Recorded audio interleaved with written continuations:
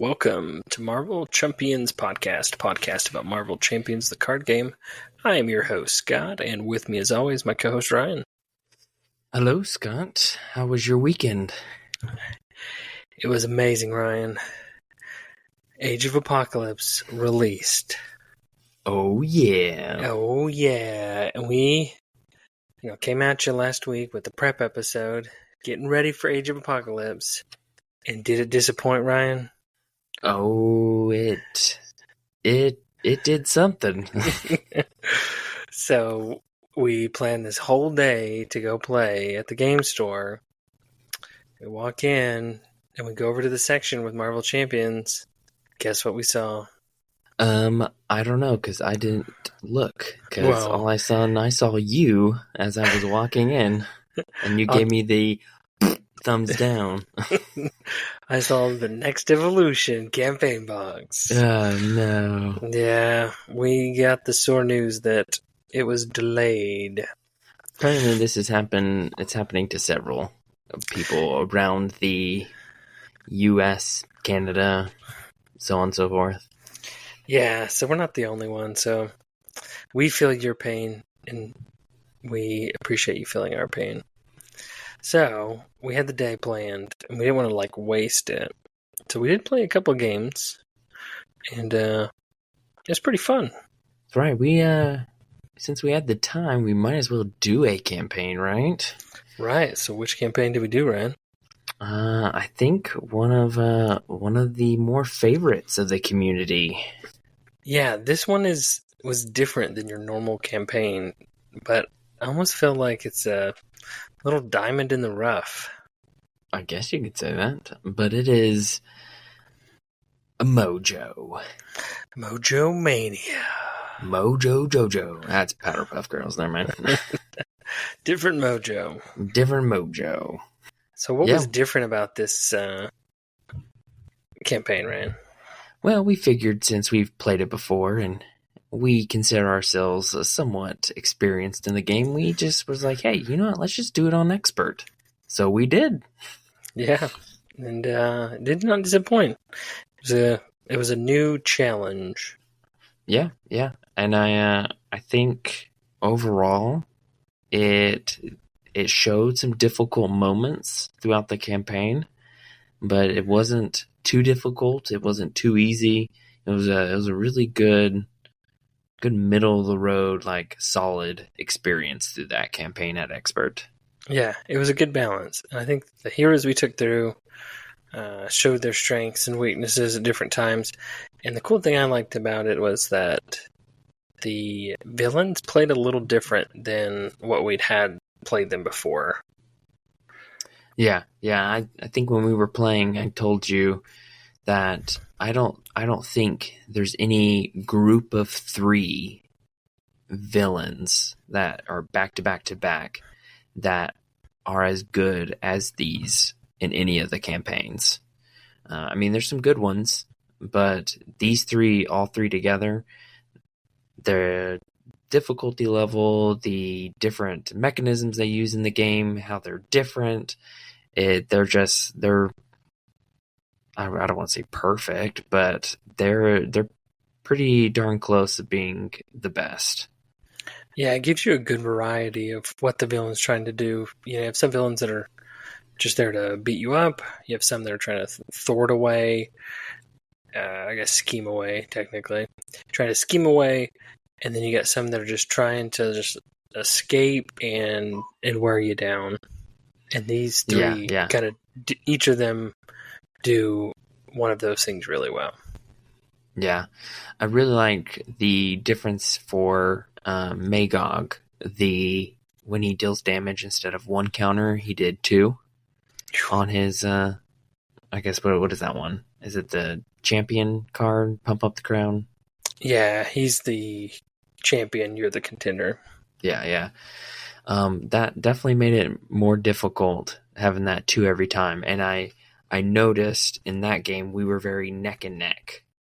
He went up kind of quick. He had 6 tokens on him before we even had 1, and then we kind of shot up, and then we were kind of neck and neck. He actually beat us on the flip. Yeah, which was fun. that was different. Most of the time, you're able to kind of keep it down. His one's difficult because it's when you damage a character. Some of the other ones that have revolve around like dealing damage and adding a token are you as the hero. So if you can prevent that in some way or kind of finagle your way around it, you can kind of slow play it a little bit or game it. But this one, man, he was just boom coming straight at us. Yeah, it was. I guess maybe we weren't expecting how it was going to go, and so he really hit us pretty hard, pretty quick, and we were able to recover because we won.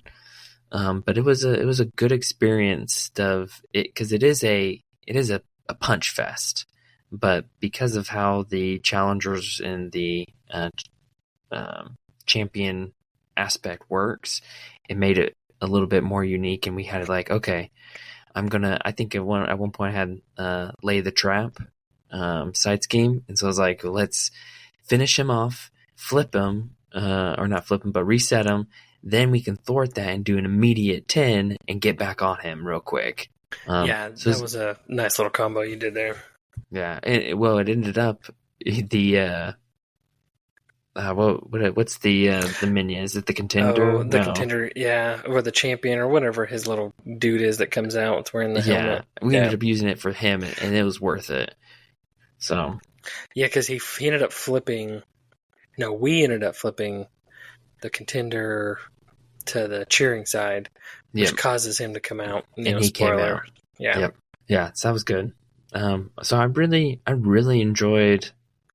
He's been one that we have come back to several times to just do like a quick fun game with heroes or decks that we're trying, just because it kind of puts a little time limit on you, and he's pretty straightforward. He's not a super complicated villain. Yeah, no, he can like ramp a little bit with his attachments, but you have the nice thing of getting rid of those by trying to just straight up defeat him. And he'll reset. He'll throw those off. Those will give you some tokens. Yeah, I think what really makes his design really good and stand out is, for example, those attachments. They're bad when they're attached to him, but when you can defeat him, they're good for you because they help put counters on. And I really like that dynamic of, hey, these are bad and they're going to hurt you, but if you can get past it, you're going to get a benefit. I really like that aspect. Yeah. And I think you kind of touched on it earlier, but I really felt like it was a real back and forth battle. And it kind of felt like it was coming down to the wire on whether we were going to win or have a couple really bad villain turns. Yeah. And let him win. It was very good. And I think that it was a good tone setter for the next one for Spiral. Yeah, Spiral came in. I think Spiral played a little better. We got a couple of the environments that I think ultimately ended up helping us more than they really hindered us. Yes. I don't know which sets they're in, but one of them gave us an additional card for our hand size. The Game of Mojo. Yeah, the other one gave us +1 thwart for everybody.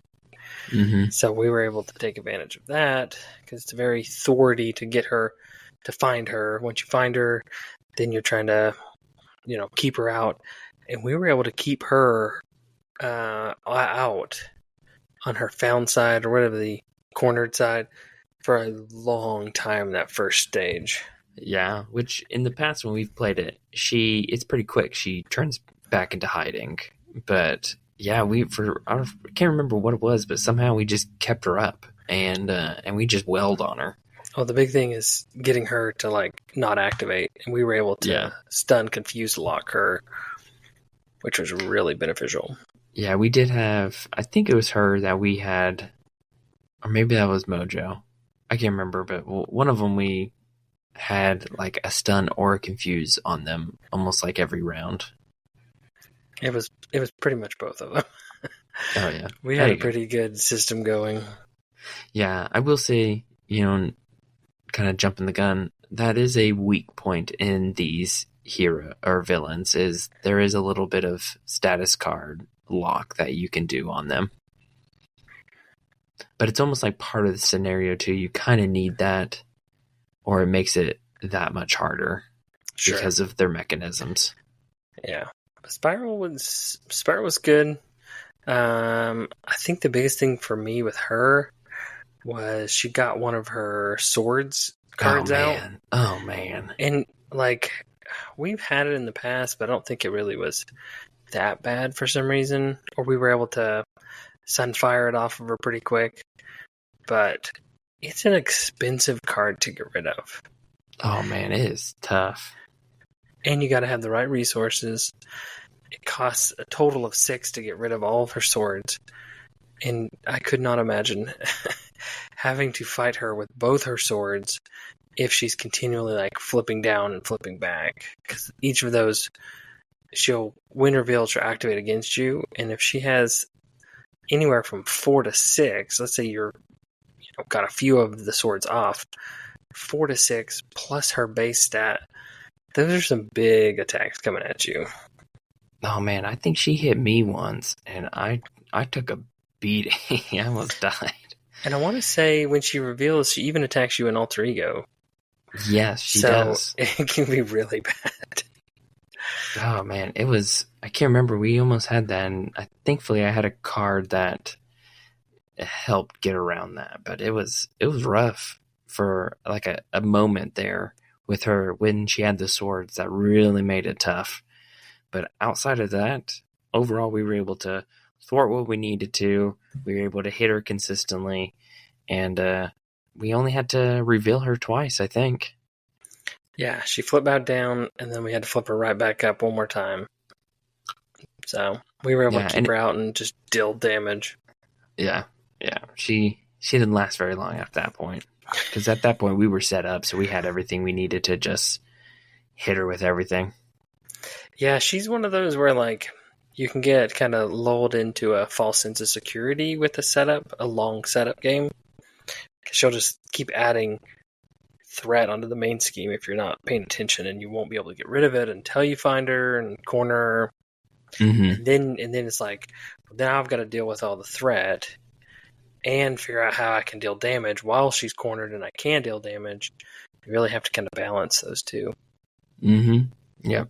Ooh, it was a challenge, but I would say it felt a little easier than Magog, at least in that experience. Right. And out of our playthrough in this campaign, I feel like it was probably the easiest out of the 3. Not to say that it wasn't hard, but out of the 3, it seemed like it was the easiest match we did. Yeah. No, I agree. But I do think the hardest was the Mojo. That one, I thought we had a handle on it at the beginning, and then it just jumped on us quick. Crazy, man.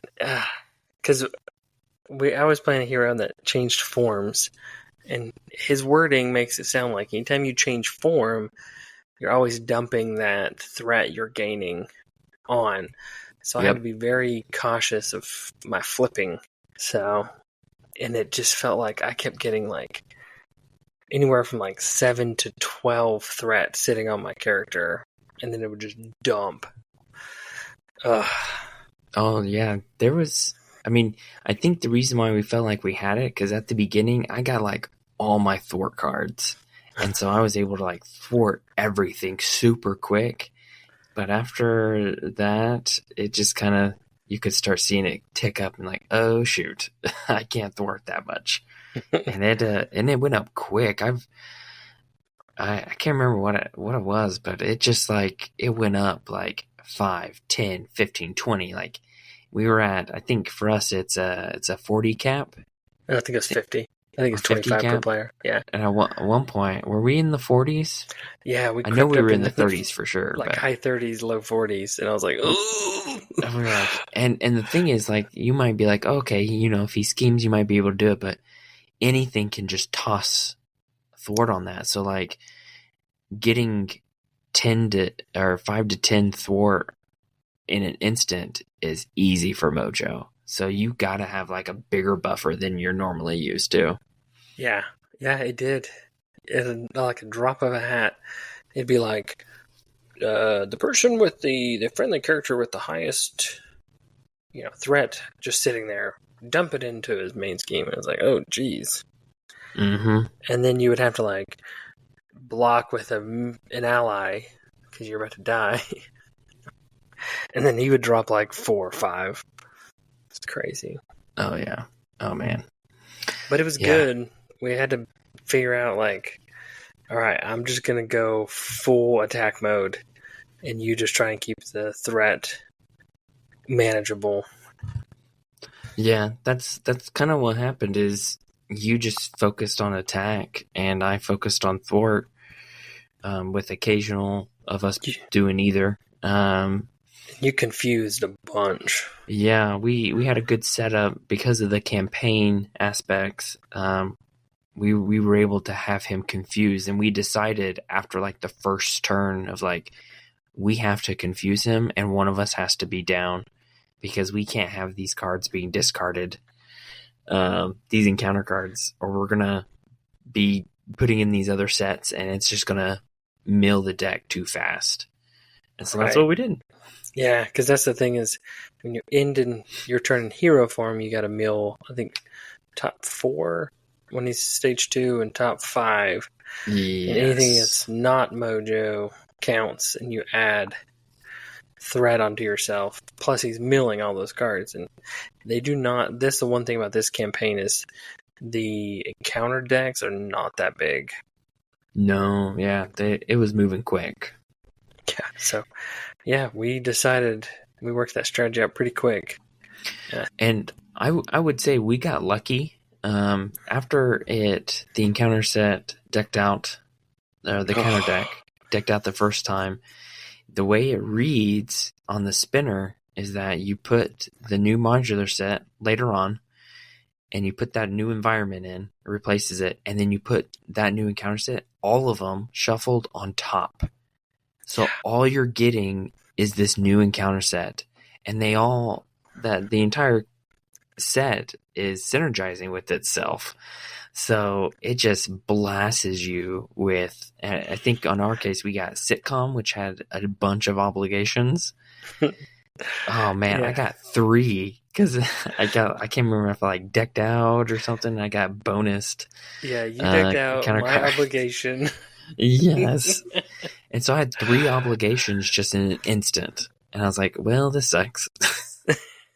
Thankfully, I was in alter ego and I was able to get rid of 2 of them quick. But man, it like escalated. And honestly, we lucked out because the other modular set that thankfully we did not have to put in was the sci-fi. And I hate the sci-fi encounter set for Mojo. I think that's probably one of the hardest ones. I know there's like a lot of big baddies in some of the other ones, but I think just like across the board, that sci-fi one, man, they're difficult. Oh man, they're hard to deal with. The Brotherhood encounter set is pretty tough. Like they're not an easy minion encounter set, and then you just make them sci-fi, and they're like a little tougher. It's pretty rough. But so thankfully, we didn't have to deal with that. Mojo was good. Like I remember playing him a couple times. We played him straight through with Storm and Wolverine, and it was fun. But I felt like he was kind of easy when we played him. Yeah, and I think we played him one time as a 4-player like little skirmish match, teaching a couple of our game group guys. But this one, I don't know. He hit different. It was like a good different. Yeah. I have a little more respect for the Mojo. It definitely went up. It was more fun than I remembered it. Yep. You renewed your Mojo Max subscription?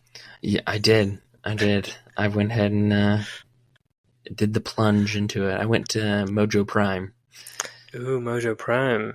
You upped the tier, didn't you?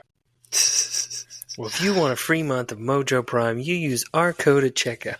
No, Marvel Champions. That's funny. Yeah. No, it was it was a really good campaign. I really enjoyed it. The bonuses that they do are very small, but they still can be pretty impactful. The one It was very solid. the one thing I liked about those is like it gives you something, but then if you were able to like do good on the previous one, you can get something slightly better.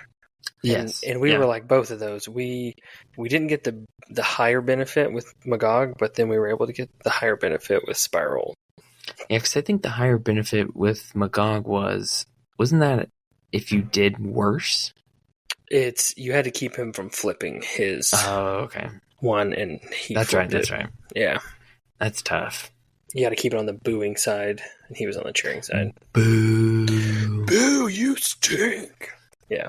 Oh, brother. Yeah. So Ryan, why don't you okay. reveal? Oh, sorry. Do you have another thought about Mojo or the campaign? Nah, I'm good. I was just gonna say, why don't you reveal who you played as through the campaign? I decided to go with everyone's favorite S plus plus plus tier Psylocke. Oh, Psylocke. And I went with everybody's favorite mullet magician master. Mullet master? Mullet magician? What? What in the world? Angel. Archangel, technically. There you go. You did Angel. I don't know if he's a magician, but he pulled a wing out of a hat or something. See, he used to be able to throw like, his like blade feather dart things. In Archangel mode, right? Yeah. I mean, in Angel mode, he just buys trench coats and flies around. Hey, it's everyone's dream. Yeah, no, I mean, I would say we did put in some maybe stronger heroes, especially Angel. I think Psylocke is strong. I know some people might not see her as such, but I thought I did pretty well with her. I thought you played pretty well with her as well. I mean, it did help having another strong hero there with you to help out, but yeah. I think overall you did pretty well. Yeah, I ran Justice, and it had been a while since I've played Psylocke, and I didn't have a deck ready, so I kind of put one together that was based off what I was going to do for Bishop if we, would have gotten Age of Apocalypse.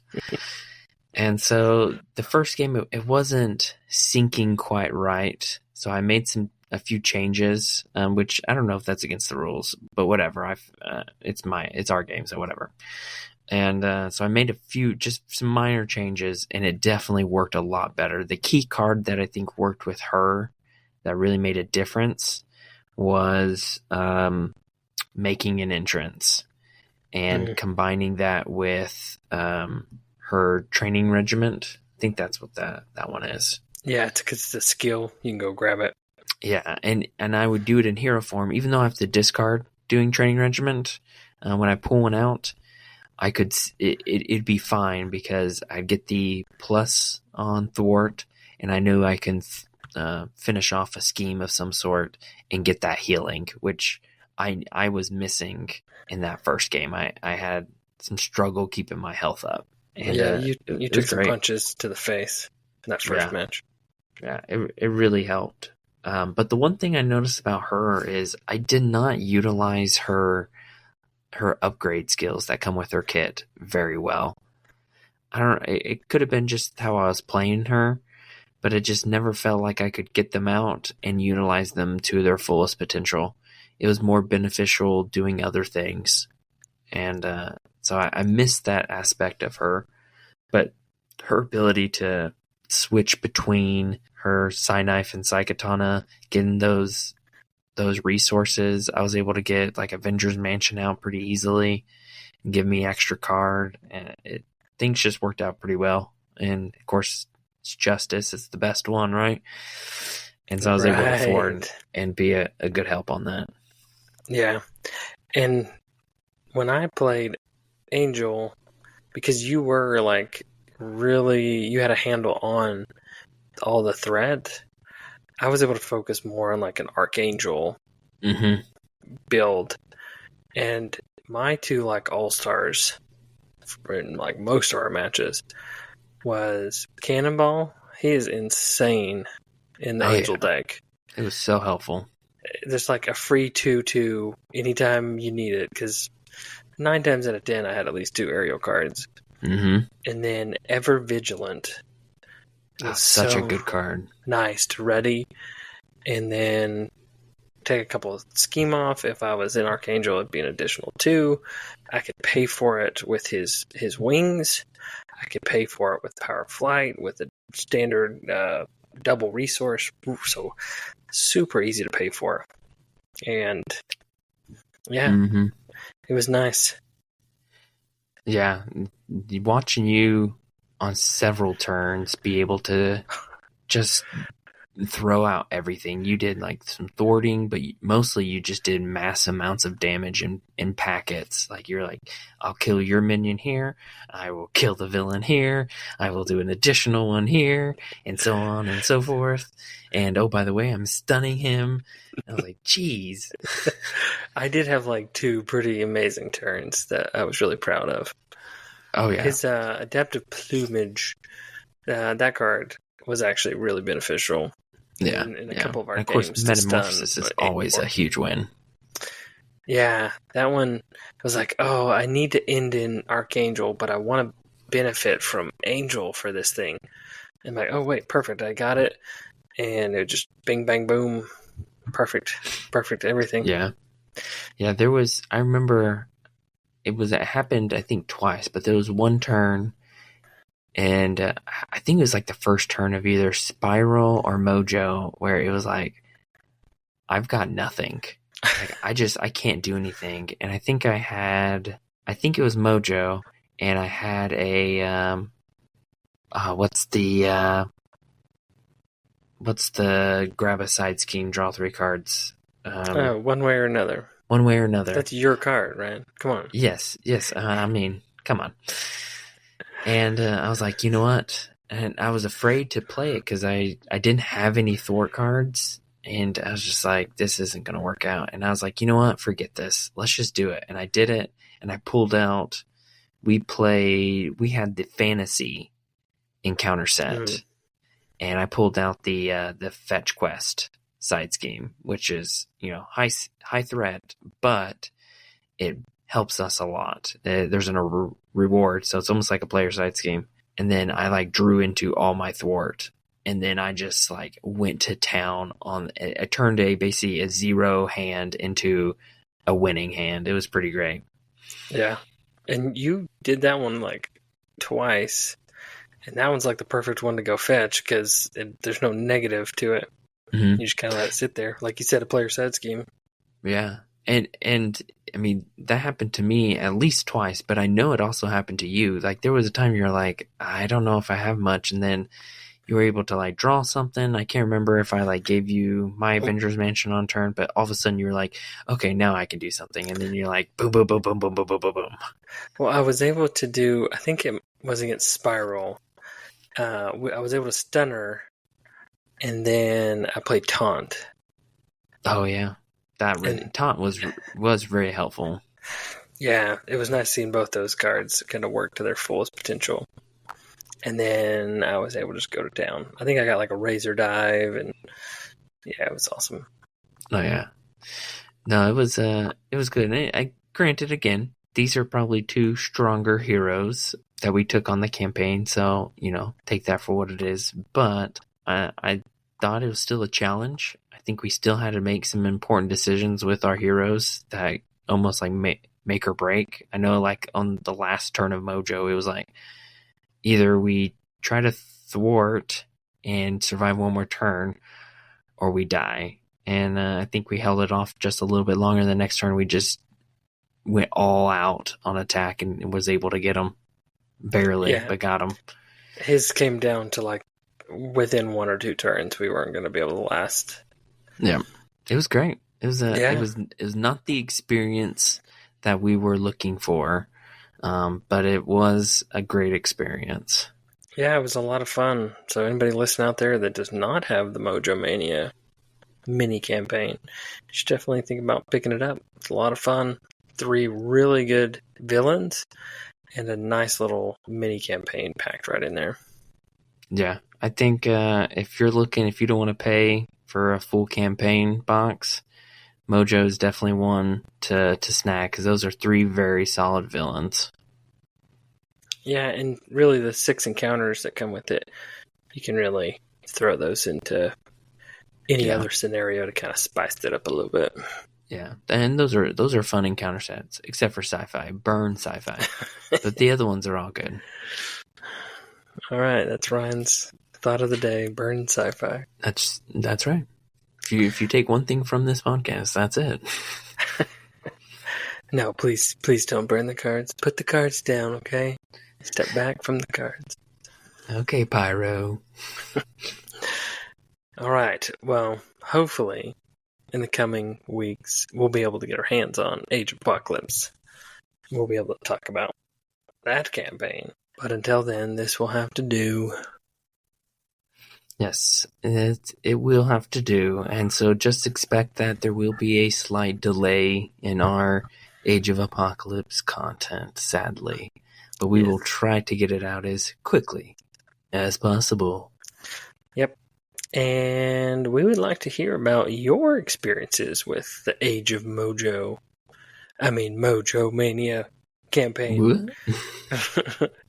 And you can reach out to us at marvelchampionspod@gmail.com. Tell us about, I guess, your favorite villain out of those 3. We would love to hear your thoughts about those and maybe that mini campaign overall, or what other little villain trio would you like to see as a mini campaign in a future wave? Let us know. And as always, if you want to go from a chump to a champ, listen to the Marvel Champions podcast. Thanks. See you later.